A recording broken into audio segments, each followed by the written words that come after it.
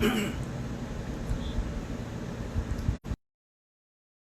العالمین والصلاة والسلام علی سید المرسلین وعلی آلہ واصحابہ واتباعہ الی یوم الدین، اما بعد۔ میرے قابل قدر قابل تکریم دین سے، قرآن و حدیث سے، پاکیزہ شریعت سے محبت رکھنے والے میرے بھائیوں، دوستوں، عزیزوں، آج انشاءاللہ تعالی زکوٰۃ کے مسائل سے متعلق درس کے سلسلے کو آگے بڑھاتے ہوئے ہم انشاءاللہ چند نئی باتوں کا ذکر کریں گے۔ پہلے تو ہم نے کل کے درس میں جو بات کی تھی کہ جو لوگ زکوٰۃ دینے کی استطاعت رکھنے کے باوجود زکوٰۃ ادا نہیں کرتے، ان کے سلسلے میں کتاب و سنت میں کیا وعیدیں وارد ہیں۔ قرآنی آیات کا کل ذکر ہوا تھا، آج ہم یہ حدیث لے لیتے ہیں جو ابو ہریرہ رضی اللہ عنہ سے بخاری و مسلم میں مروی ہے کہ نبی کریم صلی اللہ علیہ وسلم نے فرمایا: ما من صاحب کنز لا یؤدی زکاتہ الا احمی علیہ فی نار جہنم فیجعل صفائح فتکوی بہا جنباہ وجبہتہ حتی یحکم اللہ بین عبادہ فی یوم کان مقدارہ 50,000 سنہ ثم یری سبیلہ اما الی الجنۃ و اما الی النار۔ اللہ کے نبی نے فرمایا کہ جو بھی خزانے کا مالک ہے، خزانہ ہر اس مال کو کہیں گے جو نصاب کو پہنچا ہوا ہو اور اس میں زکوٰۃ ادا نہ کی گئی ہو، تو ہر وہ شخص جو خزانے کا مالک ہے اور اس میں زکوٰۃ نہیں دیتا، قیامت کے دن آئے گا تو جہنم کی آگ کی تختیاں بنا کر اس کے پہلوؤں، پیشانی اور پیٹھ کو داغا جائے گا، اس کے پہلوؤں کو اور پیشانی کو داغا جائے گا، ایک ایسے دن جو ایک دن 50,000 سال کے برابر ہوگا، اور یہ داغنا برابر جاری رہے گا یہاں تک کہ اللہ تعالیٰ اپنے بندوں کے درمیان فیصلہ کر دے، پھر اس شخص کا بھی فیصلہ ہو جائے، چاہے تو اپنی جنت کی راہ پکڑ لے یا جہنم کی راہ پکڑ لے۔ یہاں نبی صلی اللہ علیہ وسلم نے فرمایا کہ پھر وہ اپنی راہ دیکھ لے گا آخر میں، چاہے جہنم کی راہ یا جنت کی راہ۔ اس سے اہل علم نے یہ مسئلہ مستنبط کیا ہے کہ اگر کوئی شخص اپنی بخیلی کی وجہ سے یا سستی و کاہلی کی وجہ سے یا مال کے لالچ کی وجہ سے زکوٰۃ ادا نہیں کرتا، اللہ رسول پہ اس کا ایمان ہے، زکوٰۃ کی فرضیت پر اس کا ایمان ہے، جنت و جہنم پہ اس کا ایمان ہے، لیکن اس کے باوجود مال کی لالچ اس پر غالب آ جاتی ہے اور اس کی وجہ سے زکوٰۃ نہیں دیتا، تو ایسا شخص کافر نہیں ہوتا، کیونکہ اگر کافر ہو گیا ہوتا تب تو کافروں پر اللہ کی جنت حرام ہے۔ اللہ کے نبی صلی اللہ علیہ وسلم یہ نہیں فرماتے کہ پھر اس کے بعد یا جنت کی راہ دیکھ لے گا یا جہنم کی راہ دیکھ لے گا، کیونکہ کافروں کے لیے جنت کی راہ دیکھنے کا سوال ہی نہیں اٹھتا، ان کے لیے صرف جہنم کا ایک راستہ ہے۔ تو اس سے یہ بات معلوم ہوتی ہے کہ وہ شخص صاحب ایمان ہے لیکن وہ گناہ کبیرہ کا مرتکب ہے، اسے اس سے توبہ کرنا چاہیے اور زکوٰۃ کی ادائیگی کرنی چاہیے۔ پھر یہ حدیث طویل ہے اور اس میں مویشیوں کا ذکر ہے کہ جن کی اس نے زکوٰۃ نہیں دی، اس میں اونٹ کا ذکر ہے، چوپایوں کا ذکر ہے، بکریوں کا ذکر ہے، سونے چاندی کا ذکر ہے کہ ان سب کے ذریعے اس پر عذاب ہوگا، اور یہ عذاب وہ اس دن میں جو 50,000 سال کے برابر ہوگا عذاب ہوتا رہے گا، یہاں تک کہ اللہ تبارک و تعالیٰ اپنا فیصلہ فرما دے۔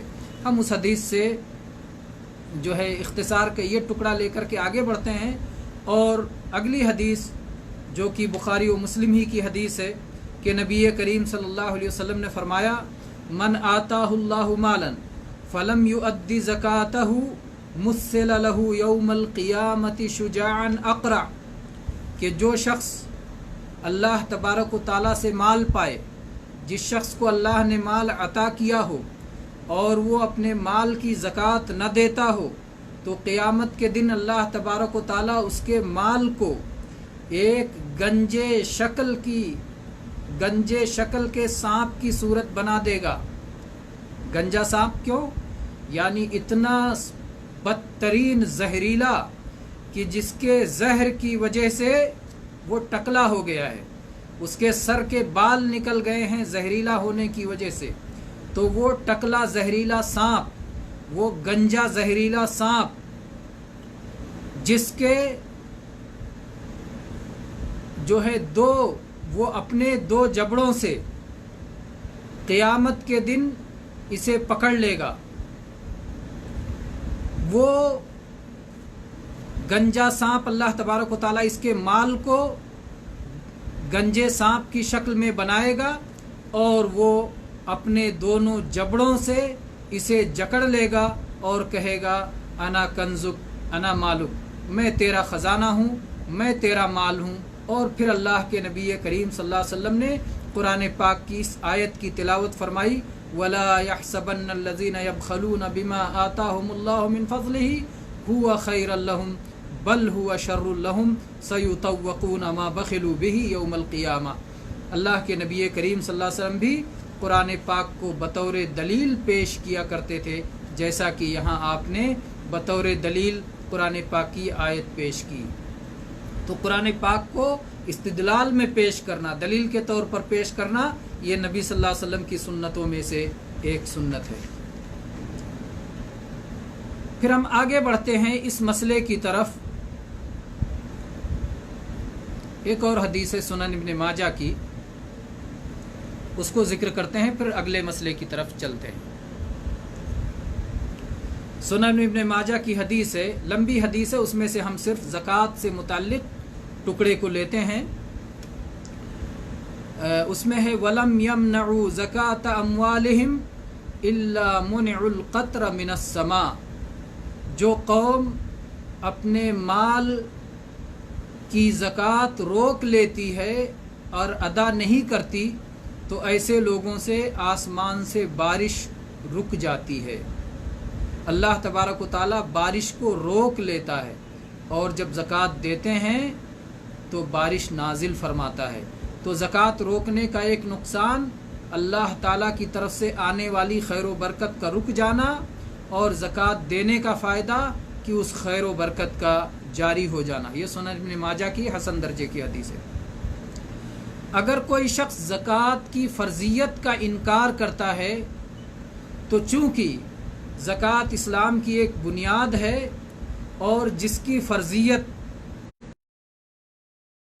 متفق ہے، اس لیے ایسی ضروری دین میں معلوم و مشہور چیز کی فرضیت کا انکار کرنے والا مسلمان باقی نہیں رہتا، وہ اسلام کے دائرے سے خارج ہو کر کفر کے دائرے میں داخل ہو جاتا ہے۔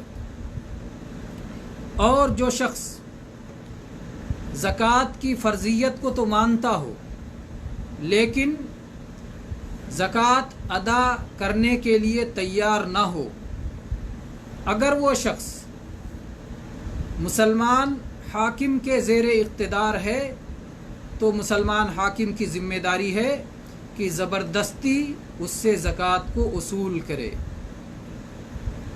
लाजमी तौर पर, क्योंकि अगर वो मुसलमान है तो उसकी ज़िम्मेदारी है, वो ज़िम्मेदारी अदा नहीं कर रहा है तो उससे ज़िम्मेदारी अदा करवाई जाएगी। जैसा कि अल्लाह तबारक व तआला ने कुरान पाक में फरमाया, खुज़ मिन अम्वालिहिम सदक़ा, उनके मालों से सदका लीजिए। तो ये अल्लाह का हुक्म है कि जो शख्स सदका और ज़कात देने के लिए तैयार ना हो उससे ज़कात लिया जाएगा, ज़बरदस्ती ज़कात का वो हिस्सा उससे वसूल किया जाएगा। अब यहाँ एक मसला और आता है, क्या सिर्फ ज़कात की वसूली पर इक्तिफ़ा कर दिया जाएगा या उसकी कोई और ऊपर से सज़ा भी है? तो उलमा की अक्सरियत ये बात कहती है कि ज़कात वसूल लेने पर इक्तिफ़ा किया जाएगा, लेकिन कुछ उलमा इस बात की तरफ भी गए हैं कि नहीं, उसको एक सज़ा भी दी जाएगी, और वो सज़ा ये है कि उसका आधा माल कुर्ब कर दिया जाएगा। उसका जितने माल का वो मालिक है, सज़ा के तौर पर उसका आधा माल हुकूमत सज़ा के तौर पर ले लेगी। और उसकी दलील मुस्नद अहमद और सुनन नसाई, सुनन नबी दाऊद वग़ैरह की वो हदीस है जिसमें अल्लाह के नबी सल्लल्लाहु अलैहि वसल्लम ने फरमाया है, वमन मनाहा, जो शख्स ज़कात को रोक ले, ज़कात न दे, फ़इन्ना आखिज़ूहा व शत्र मालिही, तो हम उस ज़कात को भी उससे लेंगे और उसका आधा माल भी बतौर सज़ा उससे लेंगे।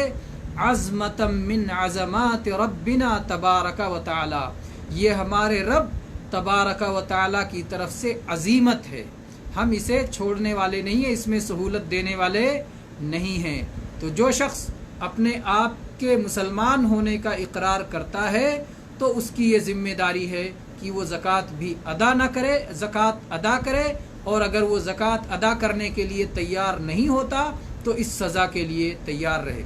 और जहाँ तक काफिर का मसला है तो काफिर के ऊपर ज़कात फ़र्ज़ नहीं है, पहले उसके ऊपर फ़र्ज़ ये है कि वो ईमान लाए, तौहीद को कबूल करे, शिर्क को छोड़े, ये उसके ऊपर पहला फ़र्ज़ है। जब तौहीद को कबूल कर लेगा, कुफ्र शिर्क को छोड़ देगा, ईमान में दाखिल हो जाएगा, तो उसे सलात का हुक्म दिया जाएगा। जब वो सलात का पाबंद होगा तब उसके बाद उसके ऊपर ज़कात का हुक्म दिया जाएगा। और जहाँ तक आखिरत की सज़ा का मसला है तो आखिरत पर उसके कुफ्र पर भी सज़ा होगी, सलात के छोड़ने पर भी सज़ा होगी, ज़कात न देने पर भी सज़ा होगी, तमाम उन अहकाम पर सज़ा होगी जो अहकाम शरीयत के अंदर दाखिल हैं। बहरहाल, तो काफिर से ज़कात नहीं लिया जाएगा, और अगर वो ज़कात देगा भी तो उसकी ज़कात अल्लाह के यहाँ कबूल नहीं है जब तक कि वो ईमान न लाए। ईमान के बग़ैर कोई भी अमल कबूल नहीं है। तो ये रहा एक फ़र्द का मसला। अगर एक शख्स ज़कात देने के लिए तैयार ना हो तो उसके साथ क्या मामला होगा? उससे ज़कात की वसूली की जाएगी और उसका आधा माल भी सज़ा के तौर पर ले लिया जाएगा हुकूमत की जानिब से। और अगर कुछ लोग इस तरह अपना एक गिरोह बना लेते हैं, अपनी एक टोली बना लेते हैं और वो कहते हैं कि हम सब ज़कात नहीं देंगे, तो मुसलमान हाकिम की ज़िम्मेदारी है कि ऐसे लोगों से जंग करे और उन्हें इस्लाम के इस हुक्म की पाबंदी करने वाला बनाए। चुनांचे आप जानते हैं कि जब नबी करीम सल्लल्लाहु अलैहि वसल्लम की वफ़ात हो गई तो फिर अरब में इर्तिदाद का फितना फैल गया। कुछ लोग तो मुर्तद हो गए, दीन इस्लाम ही को छोड़ दिया। कुछ लोग वो थे जो कहते थे कि हम तो मुसलमान हैं, हम कलिमा पढ़ने वाले हैं, अल्लाह की तौहीद को मानते हैं, मोहम्मद सल्लल्लाहु अलैहि वसल्लम की रिसालत को मानते हैं, हम सलात के भी पाबंद हैं, अलबत्ता हम ज़कात अपने तौर पे अदा करेंगे। हम अबू बकर सिद्दीक़ रज़ी अल्लाह अन्हु को, जो मुसलमानों के खलीफा हैं, उनको ज़कात नहीं देंगे। और कुछ कहते थे हम सलात पढ़ेंगे लेकिन ज़कात नहीं देंगे। तो इनको मानिईन ज़कात का गिरोह कहा जाता है। वो एक पूरी जमात बन गई, पूरा गिरोह बन गया जो कि ज़कात के मुनकिर हो गए। या तो सिरे से ज़कात के मुनकिर कि ज़कात हम देंगे ही नहीं, और या फिर ज़कात तो निकालेंगे लेकिन अमीरुल मुमिनीन और खलीफतुल मुस्लिमीन को नहीं देंगे। बहरहाल ये दोनों तरह के गिरोह थे। अबू बकर सिद्दीक़ रज़ी अल्लाह अन्हु ने उन दोनों से जंग की। हालात बहुत ख़राब थे। मुर्तद्दीन का एक गिरोह था, बड़ी जमात थी, मुसलमान बड़ी मुश्किल में थे, लेकिन अबू बकर सिद्दीक़ रज़ी अल्लाह अन्हु ने बड़े अज़्म हज़्म के साथ कहा, अयुनक़सुद्दीन व अना हई, मेरे ज़िंदा होते, मेरे जीते जी क्या दीन में कमी की जा सकती है? हरगिज़ नहीं। अल्लाह तबारक व तआला ने अबू बकर सिद्दीक़ रज़ी अल्लाह अन्हु के ज़रिए से इस दीन की हिफाजत फरमाई। उन्होंने कहा, वल्लाहि लउक़ातिलन्न मन फ़र्रक़ बैन अस्सलाति वज़्ज़का, अल्लाह की कसम मैं उन लोगों से जंग करूँगा जो सलात और ज़कात के दरमियान फ़र्क करेंगे, कहेंगे सलात तो पढ़ेंगे लेकिन ज़कात नहीं देंगे, ऐसे लोग मुसलमान नहीं हैं, उनसे जंग की जाएगी।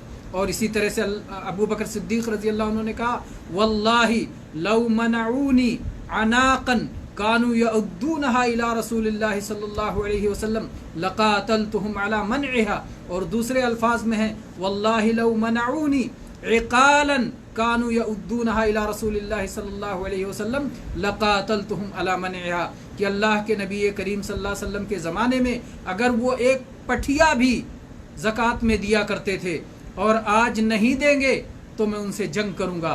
और दूसरे अल्फाज में, अगर वो एक रस्सी भी जो रसूलुल्लाह सल्लल्लाहु अलैहि वसल्लम के ज़माने में ज़कात में दिया करते थे, अगर आज नहीं देंगे तो मैं उनसे जंग करूँगा।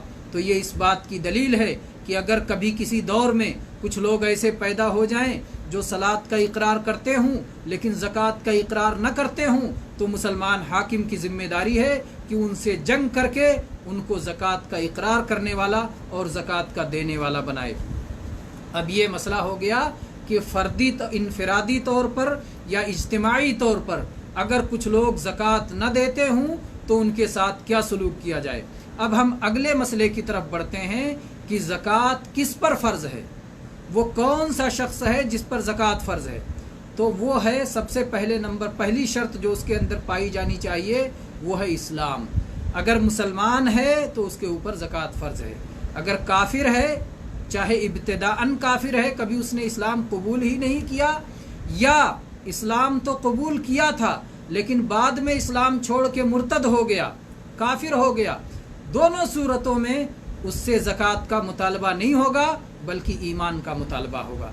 तो जो शख्स मुसलमान है जिसके अंदर इस्लाम की शर्त पाई जाए उससे ज़कात का मुतालबा होगा। तो पहली शर्त जिस शख्स से ज़कात ली जाएगी, जिस शख्स पर ज़कात फ़र्ज़ है, वो शर्त है इस्लाम की, वो मुसलमान हो। दूसरी शर्त यह है कि वो आज़ाद हो, क्योंकि जो ग़ुलाम होता है उसकी अपनी कोई मिल्कियत नहीं होती, वो ख़ुद ही अपने मालिक की मिल्कियत में होता है, अपने मालिक का ग़ुलाम होता है। तो वो ना खुद ही आज़ाद होता है, ना खुद ही अपने आप का मालिक होता है, ना अपने माल का मालिक होता है, तो उससे ज़कात का मुतालबा कैसे होगा। तो दूसरी शर्त है कि वो आज़ाद हो, और तीसरी शर्त यह है कि वो निसाब का मालिक हो, निसाब का मालिक हो। क्या क्या ज़कात, कौन कौन से मालों में ज़कात वाजिब है और उनका निसाब क्या है, इंशाअल्लाह आगे बात आएगी। निसाब उस मुतय्यन मिक़दार का नाम है जो किसी भी माल में ज़कात के फ़र्ज़ होने के लिए मुतय्यन किया गया है। जैसे नबी करीम सल्लल्लाहु अलैहि वसल्लम ने फरमाया कि लैसा मादून खमसते औसुकिन सदक़ा, कि अगर 5 वसक़ से कम हो तो उसमें ज़कात नहीं है, ये गल्ले के बारे में। और ऐसे ही जो है दूसरे सोने में, चांदी में, सब में निसाब मुतय्यन है। उसकी तफसील इंशाअल्लाह आगे आएगी जब हम निसाब पे बात करेंगे। तो कहना यह है कि निसाब का मालिक होना चाहिए। अगर आदमी निसाब का मालिक है तो उसके ऊपर ज़कात है, अगर निसाब का मालिक नहीं है तो उसके ऊपर ज़कात नहीं है। उसके पास चांदी है लेकिन निसाब से कम है। मुख्तसरन आप जान लें, चांदी अगर आपके पास 595 ग्राम चांदी है तो आप निसाब के मालिक हो गए, 595 ग्राम या उससे ऊपर। ऐसे ही 85 ग्राम सोना या उसके ऊपर सोना है आपके पास तो आप निसाब के मालिक हो गए। اس سے کم ہے تو آپ پہ زکوٰۃ نہیں ہے۔ جہاں تک کاغذی نوٹوں کا سوال ہے، العملہ الورقیہ، کرنسی، ڈالر ہے، ریال ہے، روپیہ ہے، ٹاکا ہے، کسی طرح کی بھی کاغذی نوٹ ہیں، سکہ ہے، تو اس کو سونے یا چاندی سے کسی سے بھی ملا سکتے ہیں۔ نبی کریم صلی اللہ علیہ وسلم کے زمانے میں جو نصاب تھا سونے اور چاندی کا، تو دونوں کی قیمتیں ایک ہی تھیں، سونا اور چاندی کی دونوں کی قیمتیں ایک ہی تھیں۔ لیکن بعد کے زمانے میں اور آج ہمارے زمانے میں بہت بڑا فرق ہو گیا ہے، چاندی سونے کے مقابلے میں بہت سستا ہو گیا ہے اور سونا چاندی کے مقابلے میں بہت مہنگا ہو گیا ہے، تو دونوں میں کوئی قربت ہی نہیں ہے، برابری نہیں ہے۔ تو اس لیے اب جو نوٹوں کو کس کے ساتھ جوڑا جائے، اس میں اہل علم نے اختلاف کیا، دونوں کے اپنے اپنے دلائل ہیں، لیکن علماء کی اکثریت اس بات کی طرف گئی ہے اور فقہا کی اکثریت اس بات کی طرف گئی ہے کہ سونے اور چاندی میں سے جس کا نصاب کم ہو اسی کو نصاب مان لیا جائے گا۔ سونے اور چاندی میں جس کا نصاب کم پہ ہو جائے، کم ہی پر نصاب ہو جائے، جیسے چاندی 595 گرام، اس کی قیمت کیا ہے آپ دیکھ لیں، 85 گرام سونے کی قیمت کیا ہے آپ دیکھ لیں، دونوں کی قیمت میں جس کی قیمت کم ہو، نقدی روپے کو اتنے کم قیمت والے کے مطابق ہو جانے پر ہی آپ نصاب کے مالک ہو جائیں گے۔ تو اگر کوئی شخص نصاب کا مالک ہو گیا تبھی اس سے زکوٰۃ کا مطالبہ کیا جائے گا، نصاب کا مالک نہیں ہے تو اس سے زکوٰۃ کا مطالبہ نہیں کیا جائے گا۔ اور نصاب کے بارے میں یہ شرط ہے کہ نصاب کا مالک ہو جانے کے بعد پورا ایک ہجری سال گزر جائے، ہجری سال، قمری سال، چاند والا سال، جسے اللہ تعالیٰ نے شرعی معاملات میں اصول بنایا ہے۔ اللہ تعالیٰ نے فرمایا قرآن پاک میں، یسألونک عن الأہلہ قل ہی مواقیت للناس والحج، لوگ آپ سے چاند کے بارے میں سوال کرتے ہیں کہ کیوں کبھی پتلا رہتا ہے، کبھی موٹا ہو جاتا ہے، کبھی پورا گول ہو جاتا ہے، پھر پتلا ہو جاتا ہے، تو ایسا کیوں ہے؟ تو اللہ تعالیٰ نے فرمایا کہ کہو کہ یہ لوگوں کے اوقات جاننے کا ذریعہ ہے، حج کا وقت جاننے کا ذریعہ ہے۔ تو ہمارا زکوٰۃ کا وقت کب ہوگا یہ ہم چاند سے جانیں گے، چاند سے جانیں گے، ہجری تاریخ کے ذریعے جانیں گے۔ اگر ایک آدمی نصاب کا مالک ہوا محرم میں، مان لیجئے 3 محرم کو یا 7 محرم کو یا 10 محرم کو وہ آدمی نصاب کا مالک ہوا، تو اگلے سال جس دن 10 محرم پورا ہوگا اس دن اسے زکوٰۃ ادا کرنا لازم ہے۔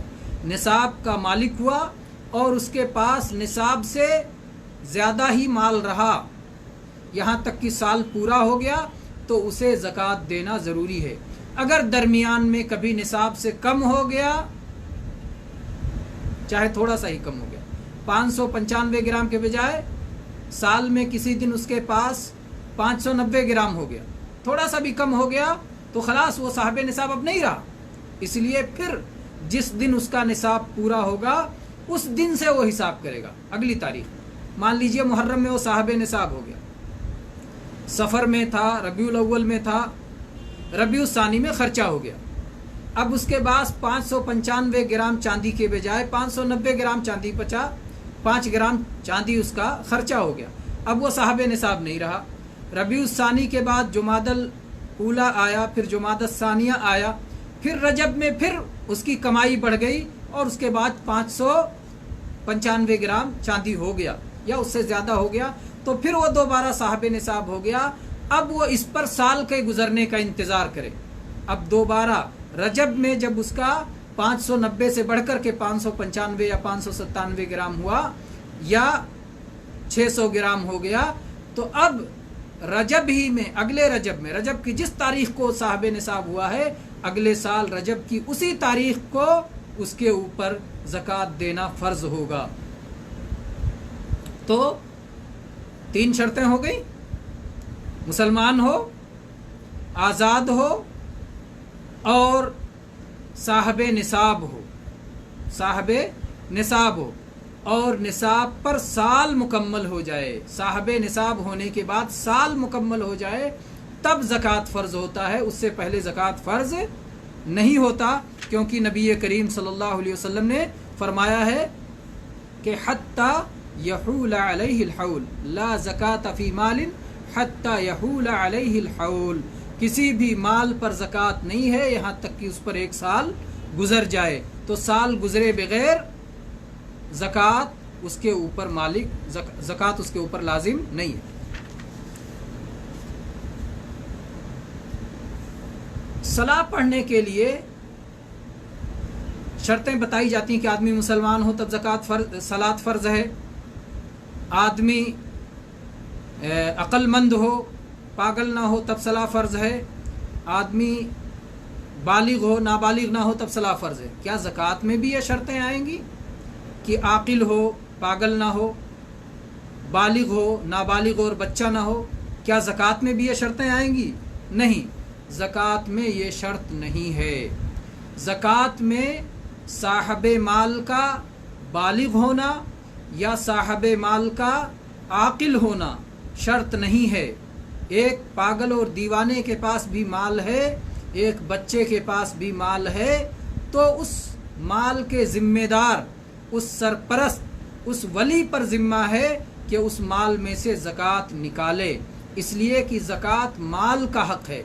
ज़कात में फ़र्द नहीं देखा जाता है बल्कि माल देखा जाता है, जैसा कि कुरान पाक में अल्लाह ताला ने फरमाया वफ़ी अम्वालिहिम हक़्क़ुन लिस्साइल वल महरूम, उनके मालों में हक़ है साइलों और महरूमों का, सवाल करने वाले भिखारियों का और महरूमों का, जो फ़कीर और मोहताज हैं उनका माल में हक़ है। ये नहीं कहा गया कि उनके ज़िम्मे हक़ है, तो ज़िम्मे नहीं कहा गया बल्कि माल में कहा गया। तो माल देखा जाएगा, साहबे माल को नहीं देखा जाएगा। साहबे माल नाबालिग है कोई बात नहीं, साहबे माल पागल है कोई बात नहीं, माल देखा जाएगा। अगर माल निसाब को पहुंच गया, उस पर साल पूरा हो गया, तो उसमें से ज़कात निकालना फ़र्ज़ और ज़रूरी है। दूसरी हदीस जिससे दलील है कि माल ही से मुताल्लिक़ है, अल्लाह के नबी सल्लल्लाहु अलैहि वसल्लम ने जब मुआज़ रज़ी अल्लाह अन्हु को यमन भेजा तो आपने उनसे कहा कि फ़अख़बिरहुम अन्नल्लाह फ़तरज़ अलैहिम सदक़तन फ़ी अम्वालिहिम तुख़ज़ु मिन अग़नियाइहिम व तुरद्दु अला फ़ुक़राइहिम। तो अल्लाह के नबी सल्लल्लाहु अलैहि वसल्लम ने फरमाया कि अल्लाह ने उनके मालों में ज़कात फ़र्ज़ किया है, उनके ऊपर नहीं। जो जिम्मेदारियां फ़र्द पे होती हैं वो बालिग पे होती हैं, अक्लमंद पे होती हैं, लेकिन जो जिम्मेदारी फ़र्द से मुताल्लिक़ नहीं है बल्कि माल से मुताल्लिक़ है, तो वहाँ सिर्फ माल देखा जाएगा। तो ज़कात के मसले में माल देखा जाएगा कि माल अगर निसाब को पहुँच गया और माल पे साल पूरा हो गया निसाब के साथ साथ, तो फिर उसमें ज़कात निकाला जाएगा, अगरचे कि वो बच्चे का माल हो, अगरचे कि वो मजनू और पागल का माल हो। इसी के मुताबिक आयशा रज़ी अल्लाह अन्हा का और बहुत सारे सहाबे किराम का फतवा है और यही बात इंशाअल्लाह राजिह है। और इसके दलील वो हदीस भी है जिसमें नबी करीम सल्लल्लाहु अलैहि वसल्लम का ये कौल मरवी है, मन वलिया यतीमन लहू मालुन फलयत्तजिर लहू वला यतरुकहु हत्ता ताकुलहु सदक़ा। जिसके पास किसी यतीम का माल हो तो उस माल में वो तिजारत किया करे, उसको यूं ही ना छोड़ दे कि ज़कात देते देते उसका माल ख़त्म हो जाए। तो यतीम के माल में ज़कात है जबकि अभी वो नाबालिग है। तो ये रहा मसला कि अगर कोई बच्चा है, नाबालिग है या दीवाना और पागल है तो भी उसके माल में ज़कात फ़र्ज़ है। एक मसला और है, क्या अगर किसी के ऊपर कर्ज है तो क्या कर्ज को माइनस किया जाएगा? नहीं, ये बात सही नहीं है। अगर एक शख्स के पास निसाब तक माल हो गया और उस पर साल गुजर गया निसाब के साथ साथ, अब साल गुजर गया तो ज़कात देना है, भले ही उसके ऊपर कर्ज है, या तो वो कर्ज दे दे और उसका माल निसाब से कम हो जाए, मान लीजिए एक शख्स के पास में 1 लाख रुपए हैं और 1 लाख रुपया निसाब से ज़्यादा है। अब ये 1 लाख उसके पास साल भर तक पड़ा है, उसके ऊपर 80,000 रुपये कर्ज है। कर्ज वाला मुतालबा नहीं कर रहा है, इसको छूट दे रहा, या मुतालबा कर रहा है उसके बावजूद ये नहीं दे रहा है, तो माल तो इसके पास है। कर्ज का ताल्लुक, याद रखिए, कर्ज का ताल्लुक माल से नहीं होता है, जिम्मे से होता है, इसलिए माल पर उसका असर नहीं पड़ेगा। आपके पास माल है, निसाब से ज़्यादा है, साल गुजर चुका है, उसमें ज़कात निकालना है, आप माइनस नहीं कर सकते। आप ज़कात या तो दे दो या तो कर्ज अदा कर दो, और आपका निसाब से कम हो जाए फिर नहीं लिया जाएगा। आप का वक्त हो गया, आप ज़कात दीजिए, और चूंकि आप कर्जदार हैं इसलिए आपको कर्जदार होने की वजह से दूसरे से ज़कात मिल सकता है। आप ज़कात ले सकते हो, आप कर्जदार हो, कर्ज की अदायगी के लिए आप ज़कात ले लो, लेकिन आपके पास निसाब से ज़्यादा माल है, साल गुजर चुका है, ज़कात अदा करो। तो मेरा कहना यह है कि उन उलमा की बात राजे है जो कहते हैं कि ज़कात माइनस नहीं किया जाएगा, इसलिए ज़कात में से कर्ज माइनस नहीं किया जाएगा, कर्ज को जो है अलग नहीं किया जाएगा, कर्ज की वजह से ज़कात की माफ़ी नहीं होगी, क्योंकि कर्ज माल से मुताल्लिक नहीं होता है, ज़िम्मे से मुताल्लिक होता है। क्या मतलब इसका कि माल से मुताल्लिक नहीं होता, ज़िम्मे से मुताल्लिक होता है? इसका मतलब मकसद ये है कि आपके पास में 1 लाख रुपए हैं और आप किसी के मकरूज हैं, 80,000 रुपया आपके ऊपर कर्ज है, ये लाख रुपया चोरी हो गया, लाख रुपया चोरी हो गया, क्या आपका कर्ज माफ हो जाएगा? क्योंकि भाई मेरे पास तो अब है ही नहीं, तो क्या करूं, मेरा माल तो चोरी हो गया। तो कहा जाएगा नहीं भाई, माल से मुताल्लिक नहीं था वो कर्ज आपके जिम्मे है, अभी माल चोरी हो गया, आपके पास जब होगा तब दे देना। ये नहीं कि माल चोरी हो गया इसलिए अब आपको कर्ज नहीं देना है, नहीं नहीं नहीं, क्योंकि वो आपके जिम्मे है, वो आपके माल से मुताल्लिक नहीं था। ऐसे ही आपका ज़कात का मसला है, ज़कात ये आपके माल में है, ज़कात आपके माल में, आपके पास 1 लाख रुपए हो गए और ये निसाब से ज़्यादा है, इस पर साल गुजर चुका है, अब आप इसमें से ज़कात दीजिए। कर्ज का मामला है, वो आपके ज़िम्मे है, वो अदा करते रहिए। और अगर साल पूरा होने से पहले आप ज़कात दे देते हैं, आपने 80,000 दे दिया, आपके पास 20,000 बचा जो कि निसाब से कम है, आप पे ज़कात ही नहीं है, तो या तो आप कर्ज दे दो और निसाब से कम हो जाए, और अगर आप कर्ज नहीं दे रहे हो और आपका माल निसाब से ज़्यादा है और साल भी पूरा हो गया है, तो आपको ज़कात देना है। तो ये कर्ज का मसला समझा करके वक्त हमारा मुकम्मल हो गया। इंशाअल्लाह हम कल मज़ीद और मसाइल पर गुफ्तगू करेंगे। अल्लाह तबारक व तआला से दुआ है कि अल्लाह तबारक व तआला ज़कात के मसाइल की हमें सही समझ अता फरमाए, दलाइल के मुताबिक, जो दलाइल से ज़्यादा करीब हैं, जो किताब व सुन्नत से ज़्यादा करीब हैं, उन मसाइल के मुताबिक हमें ज़कात की अदायगी की तौफ़ीक़ अता फ़रमाए। आमीन व आखिरु दावाना अनिल हम्दुलिल्लाहि रब्बिल आलमीन। अब देखते हैं कमेंट्स वगैरह।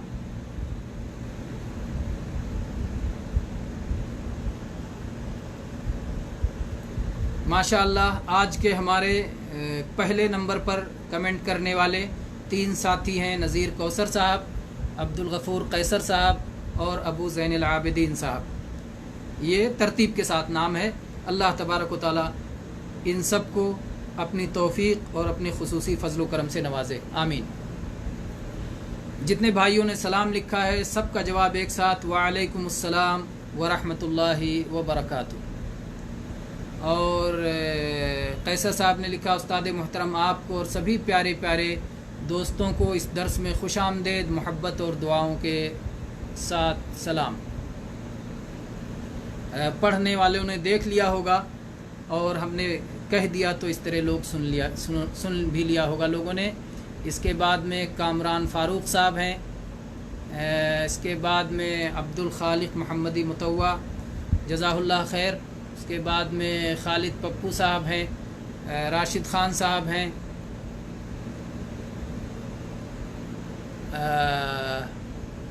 نذیر کوثر صاحب لکھ رہے ہیں شیخ صاحب اگر سونا 50 گرام ہے اور چاندی مختصر ہے یعنی ممکن 250 گرام ہے تو زکوٰۃ دینا ہے کہ نہیں؟ انشاءاللہ یہ مسئلہ اگلے دروس میں آئے گا انشاءاللہ۔